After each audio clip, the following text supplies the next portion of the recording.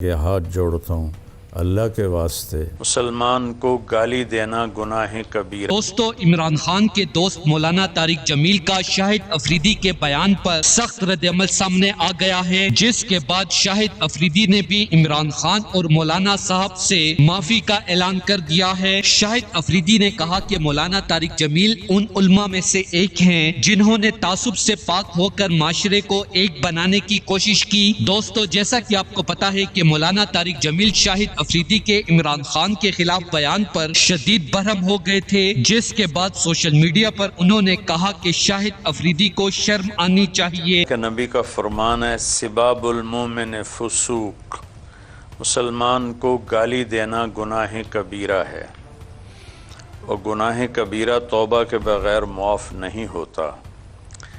پھر اللہ تعالیٰ نے فرمایا، اللہ قرآن میں آتا لا تنابزوا بالالقاب بئس الاسم الفسوق بعد الایمان، ایک دوسرے کو غلط طعنے اور برے ناموں سے مت پکارو، بہت بڑا گناہ ہے، ایمان کے بعد بہت بڑا گناہ ہے کہ ہم کسی کی عزت کو اچھالیں، کسی کی پگڑی کو اچھالیں، اور اللہ کے نبی کا فرمان من قذف مؤمنۃ ببہتان۔ شاہد افریدی نے مسلم امہ کے لیڈر عمران خان کے بارے میں جو کچھ کہا وہ انتہائی شرمناک ہے۔ مولانا طارق جمیل شاہد افریدی والے مسئلے پر بات کرتے ہوئے انتہائی غصے میں آ گئے۔ سوشل میڈیا پر مولانا طارق جمیل کا کہنا تھا کہ عمران خان کا قد بہت بڑا ہے، عمران خان کے خلاف باتیں کرنا چاند پر تھوکنے کے برابر ہے۔ شاہد افریدی کو شرم آنی چاہیے اور مسلم امہ کے لیڈر عمران خان سے فوراً معافی مانگنی چاہیے۔ کہ ہاتھ جوڑتا ہوں